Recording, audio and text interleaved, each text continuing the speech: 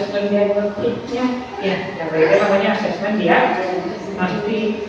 Asesmen diagnostik itu ada dua, ada asesmen non kognitif dan asesmen diagnostik kognitif. Kan kognitif yang salah satu contohnya tipe belajar. Selain tipe belajar, apalagi sudah dikirimkan ke Pak Kiki terkait dengan bagaimana situasi hatinya, perasaan peserta didik di rumahnya, motivasi juga sama non kognitif mengetahui kesejahteraan psikologis, aktivitas selama di rumah, kondisi latar belakang biaya belajar, karakter serta minat siswa. Kalau kognitif terkait dengan kemampuan kognisinya. Sudah dilakukan belum ke anak Bapak dan Ibu di sini? Ke kelas 7 atau kelas 8, kelas 9? Asesmen ini? Belum? Ini Pak, jadi apa? Kehidupan sore-sore itu bisa. Apa? Mengira-ngira. Pakai kita kira-kira ada komentar. Terus bagaimana kita dengan guru seperti apa? Di pas waktu pada P5 pernah, tapi angkatnya terus dia dan cuma mengetahui minat terhadap si tema. Betul. Jadi ke gaya belajar belum coba. Oke. Jadi Bapak dan Ibu, agar lebih faktual, maka kita berikan saja instrumen kepada anak. Kita berikan di awal tahun itu waktu untuk asesmen diagnosis kognitif dan non kognitif. Karena setiap tahun pasti berubah. Bisa jadi preferensi gaya belajarnya berubah. Tadinya kelas 7 auditori ganti jadi kinestetik. Beda-beda. Ya, ini harus dilakukannya oleh siapa? Oleh sekolah. Ya, oleh sekolah diberikan waktu. Kenapa? Apalagi umumnya Pak ini baru masuk di suasana baru. Suasana baru. Kita tak tahu si A si B bisa baca tidak, bisa tulis tidak. Jangan pas sudah ke kelas sakit. Ternyata kalau bisa baca tulis, kita ngajak langsung bego padahal. Ya. Nah, bagaimana persiapannya? Gila ya, baru persiapan asesmennya, ada persiapan dulu, pelaksanaan data dulu disiapkan. Bagaimana bisa melalui bercerita, bisa menulis, kalau di SMP kami bercerita dan menulis. Ini yang bisa dilakukan di aplikasi non kognitif. Jadi di MPLS di masa pengenalan lingkungan sekolah berikan waktu tentang asesmen ya. Kemudian selain apa namanya? Nah, ini yang non kognitif tadi ya. Awal pembelajaran diulangi lagi setiap awal semester, boleh awal tahun silakan. Ini masih ada di awal tahun, misalnya MPLS. Ketika kelas di MPLS kelas 8 pun jangan libur. Kebanyakan MPLS kelas 7 MPLS kelas 8 libur tidak. Berikan waktu mereka datang ke sekolah, misalnya itu asesmen diagnostik, persiapan sebelum mulai pembelajaran. Yang kognitif seperti apa? Sama. Jadi asesmen ini untuk menyesuaikan tingkat pembelajaran kemampuan siswa. Kita tahu si anak teh kumaha pendekatannya. Oh iya teh udah bisa nulis, sudah bisa baca, ada peningkatan dibandingkan dengan kelas 7. Dari mana ya? Dari asesmen yang kita lakukan. Capek pasti capek, tapi dan memang dilakukan pada saat tupoksi kita. Jadi hadirkan ketika bukan hari libur, ketika memang jam pelajaran di awal tahun ya. Jadwalnya. Nah, bagaimana kalau yang kognitif? 2 pertanyaan sesuai kelasnya, 6 pertanyaan di bawah, kemudian 2 pertanyaan di atas. Ada 10 pertanyaan untuk IPA, IPS, matematik, dan seterusnya. Jadi soal kelas 7, misalnya kelas 8, cek jelas, ternyata anaknya nggak mampu seperti itu. Nah, dengan memberikan asesmen, maka kita bisa melakukan yang selanjutnya. Ada anak yang paham itu, paham sebagian, tidak paham. Kalau nggak pun perhitungkan secara umum, bisa sesuaikan aktivitasnya, nanti dibagi kelompok ya.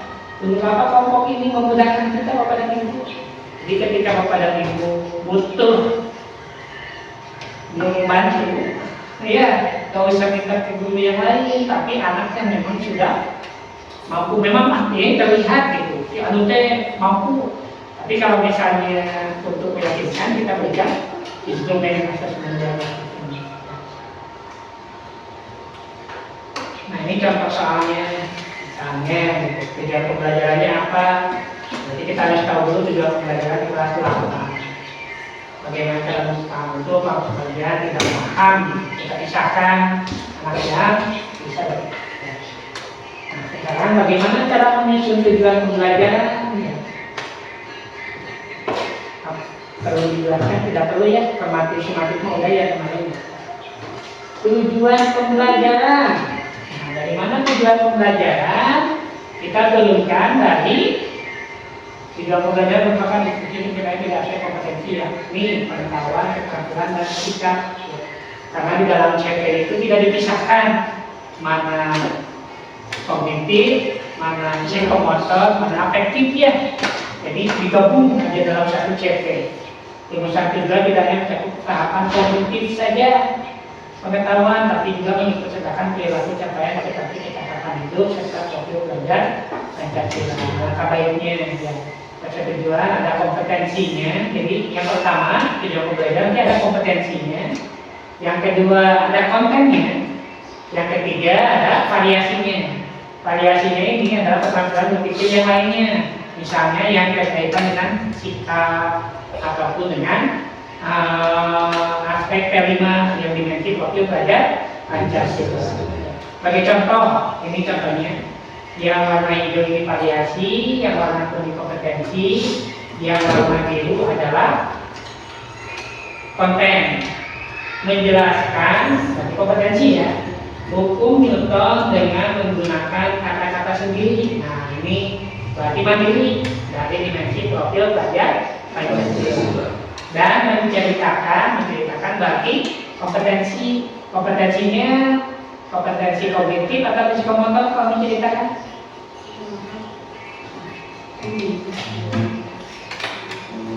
Menjelaskan, kalau menjelaskan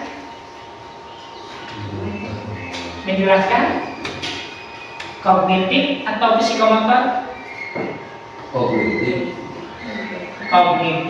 Kalau menceritakan psikomotor ya, menceritakan berarti ada lisan ya. Yang kedua menceritakan.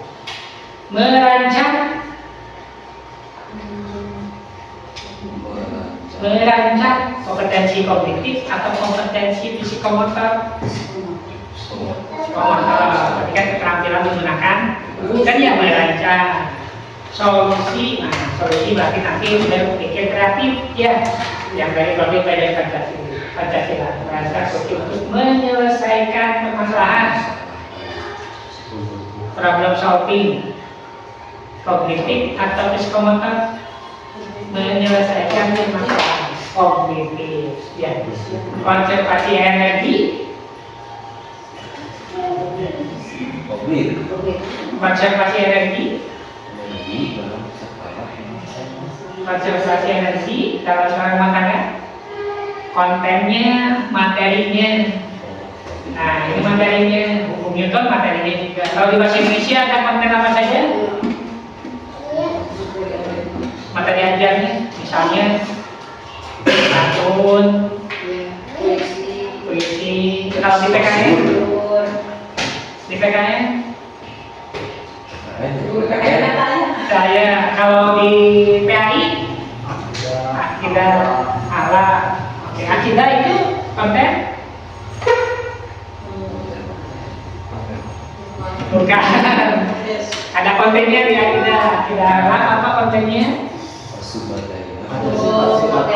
Sifat-sifat Allah, sifat-sifat yang wajib, sifat-sifat yang mustahil, sifat-sifat yang jadi. Nah itu yang disebut dengan konten materi yang dipelajari. Jadi tujuan pembelajaran ini minimal memuat 2 ya, ataupun kita tambahkan dengan 1 kalau belum memakai ABCD, ABC. Apa itu ABCD? Alfabetis. Audiens, tujuan pembelajaran, behavior, konten, degree, Kembali tahu ya Bapak Ibu ya. Nah itu sudah nggak dipakai lagi sebenarnya sampai kurikulum 2013. Tapi untuk yang sekarang kurikulum 2030 pun nanti pada konsep yang ini ada kompetensi, konten, variasi. Jadi mempermudah kita ya pada ini dalam pembelajaran kompetensi, konten, variasi. Contoh misalnya Bapak dan Ibu, nanti Bapak dan Ibu membuat di sini ya. Dipisahkan CP-nya. Dari mana CP-nya dari sini? Mau pelajaran apa? Yang ambil contoh mau pelajaran apa? Informatika. CP-nya udah dikirim di grup? CP udah dikirim di grup? Bu Siti CPR. Jangan ada yang umum. Oh belum? Ya memang yang umum belum dipisahkan. CP 2024 udah dikirim? Gak ada. Saya kirimkan ulang nanti kita bahasnya setelah lulus, tapi saya berikan contoh sekarang ya Pak Ibu. Kita mau membuat tujuan pembelajaran, cukup aja satu elemen saja ya Pak Ibu ya.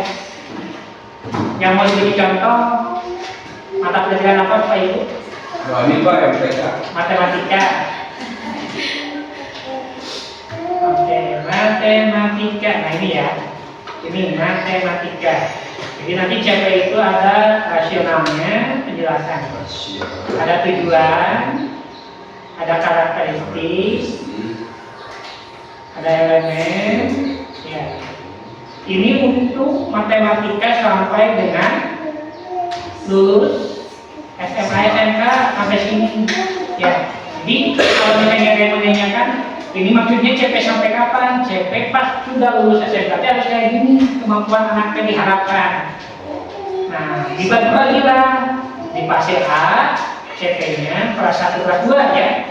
Ini bilangan, ada elemennya bilangan, aljabar, pengukuran, geometri, analisis. Fase B, kalau kita fase B, fase B kelas 3 kelas 4, fase C kelas 5 kelas 6, fase D kelas 7 kelas 8 kelas 9. Nah ini fase D.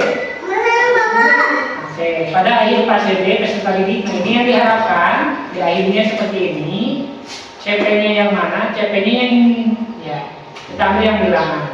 Oh, tapi CP-nya bilangan, elemennya bilangan. Nanti ada elemen apa aja? Bilangan, aljabar, kemudian pengukuran, geometri, analisis data dan peluang. Ya.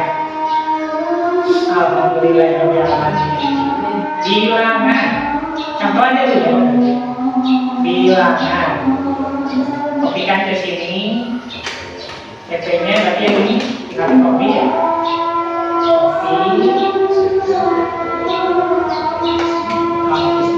Kita lihat ada kompetensi apa aja. Kompetensi warna apa tadi Bapak Ibu? Tadi warna apa kompetensinya? Warna kuning ya. Kompetensi warna kuning. Peserta didik kompetensi bukan? Bukan. Ini disebut dengan audiens. Ya. Tadi A, B, C, D. A, B, D. Lihat ya. Nah, ini kompetensi membaca. Dapat membaca. Kita beri warna kuning. Menulis? Warna kuning juga. Membandingkan? Ya, sama ya. Ini adalah behavior atau kompetensi. Bilangan bulat?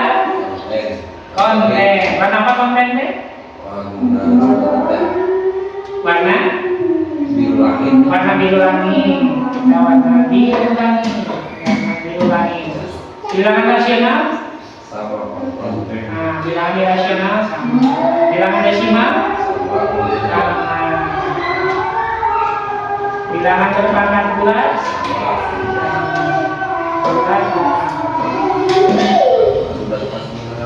Bilangan dalam notasi ilmiah?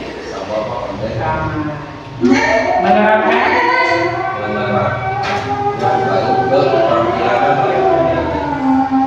Operasi aritmatika pada bilangan real dan seterusnya. Nah, nanti di sini, tadi membaca ya. Kontennya apa? Membaca apa? Bilangan 2. Oke, kompetensinya diharapkan bisa membaca bilangan bulat. Tujuan pembelajarannya, Bapak tadi itu di bawahnya ada. Membaca itu masuknya kemana levelnya? Kalau yang ini taksonomi Bloom, ya, mengingatkan, memahamikan, mengaplikasikan, menganalisis, evaluasi, membuat. Nih, berarti level 1, ya, membaca kita ada level 1. Mau menggunakan membaca boleh, mau pakai kalimat kata kompetensi yang setara yang lain boleh. Misalnya kayaknya mah dari tujuan pembelajaran itu bukan milik pemerintah, milik sekolah. Yang diisi tujuan pembelajaran di sini bukan dari pemerintah, oleh kita, sesuai dengan kebutuhan kita. Anak membaca bilangan bulat, mungkin ya? Mungkin? Paling menjelaskan atau menyebutkan contoh bilangan bulat, menyebutkan ya contoh bilangan. Boleh diperjelas lagi nih untuk pembelajaran dalam kehidupan sehari-hari. boleh dalam kehidupan. Boleh ditambahkan dengan variasi yang tadi. Misalnya keterampilan berpikir tingkat tingginya mau apa? Mau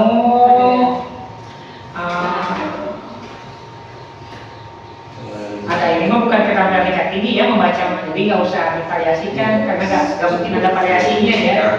Kalau membaca menulisnya, kalau misalnya sudah ke levelnya yang ini, level yang berapa Bapak Ibu? Kalau yang hot tag C berapa mulai? C4 C4 ke atas ini hot. Nah, baru di sini kita variasikan. Ya, apa mau divariasikan? Boleh misalnya kita variasikan menyebutkan contoh bilangan bulat dalam kehidupan sehari-hari. Variasinya mau apa Bapak Ibu?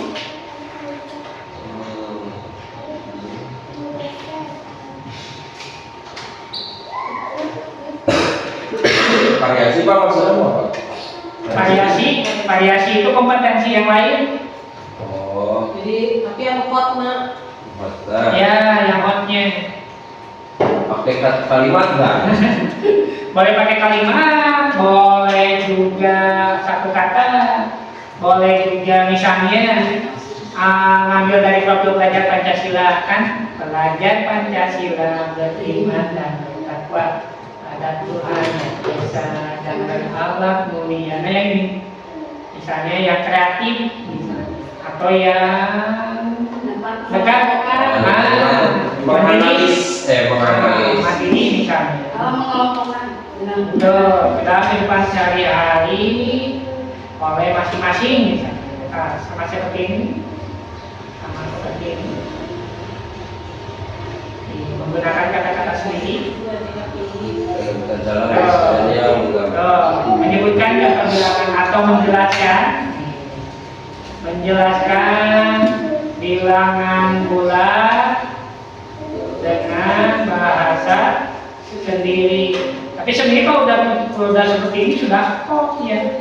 Maksudnya berarti anak sudah berpikir tingkat tinggi karena sudah ada penjelasan bilangan bulat, tapi anak sudah mengolah lagi kalimat ini. Makanya untuk tujuan pembelajaran yang variasi biasanya diberikan untuk level C4 ke atas. Kompetensinya membaca, menulis, membandingkan level berapa? Membandingkan level Level 4. Kita lihat di sini. Membandingkan C berapa? Katakan membandingkan.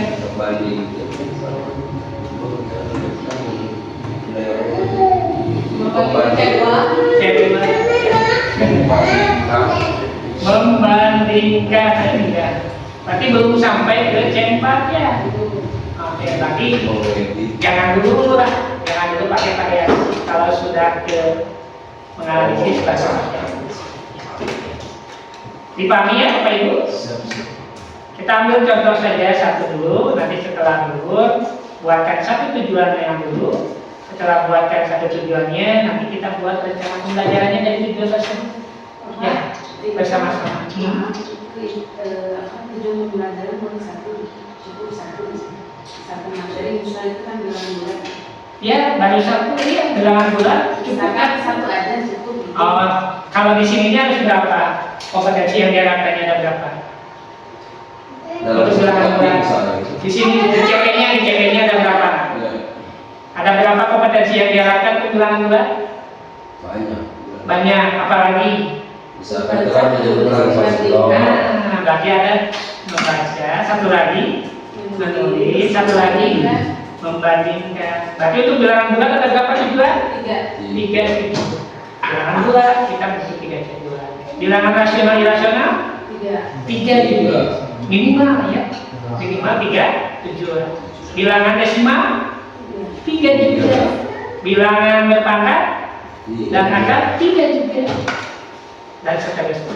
Jadi ini menunjukkan dari CP yang kita temukan menjadi tujuan pembelajaran. Kalau menerapkan itu mana? Masih ada tujuan. Menerapkan, membandingkan. Yang putih. Oh, nah, mereka dapat menerapkan ya operasi aritmetika. Menerapkan itu seberapa? Menerapkan. Mengaplikasikan. Berarti udah C2, C3. Ya, menerapkan. Tapi nanti menerapkannya kemana? Nempelnya kemana Bapak Ibu? Operasi aritmetika. Ada bilangan itu, maksudnya dalam pembelajaran empat apa itu membaca, menulis, membandingkan dan menerapkan seperti itu kan satu aja bagi Oh, operasi. sampai sini ini udah titik. Oh itu mudah. Mudah. Bagian operasi aritmetika satu Ada kalimat lain, mereka dapat menerapkan, berarti menerapkan operasi aritmetika, menerapkan, memberikan estimasi perkiraan dalam penyelesaian masalah, berarti Iya. Jadi nggak mengikut yang atas yang enggak ya Pak? enggak, beda lagi. Jadi menerapkan ini tidak ke sini, tapi milik yang ke bawahnya. Kalimatnya terputus sampai titik ini. Ya, Bapak dan Ibu. Ada titik di sini setelah ini ya. Kemudian ada kalimat baru, mereka dapat menerapkan. Berarti sudah ada CP yang baru. Kalau ada CP yang baru, berarti sudah ada tujuan yang baru. Apakah kawan itu anu kompetensi tersebut disesuaikan secara kemampuan siswa? Kalau Apa kita yang menentukan? sesuai dengan CP. Jadi di kelas itu anak harus bisa C1C membaca satu, nah ini menyesuaikan dengan kemampuan anak atau kita yang menyesuaikan dengan CP? kita anak itu diharapkan bisa ini. Kalau misalnya anaknya belum bisa dibawa, berarti sebelum ke situ ada yang harus kita lakukan. Berarti hasil asesmen tidak termasuk ke sini. Hasil-hasilnya di sini, tujuan akhirnya. Sumatif mah kalau formatif bebas untuk bisa mencapai ke sini. Jadi ada formatif, ada sumatif. Jadi ada dua ya. Betul. Sebelum misalnya kan ada anak yang belum bisa membaca sama sekali nih. Ada yang sudah bisa membaca, berarti yang anak ini mah formatifnya kita mulai dari bisa membaca dulu, bisa menulis dulu gitu. Baru sampai ke membaca tentang atau menjelaskan tentang bilangan.